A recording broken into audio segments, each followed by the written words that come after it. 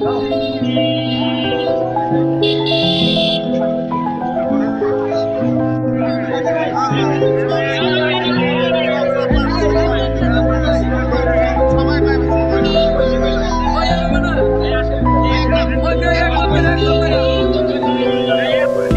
মানুষ আমাদের সেবা থেকে বঞ্চিত হয়েছে, আমরা এলাকার মানুষকে সেবা দিতে বঞ্চিত হয়েছি।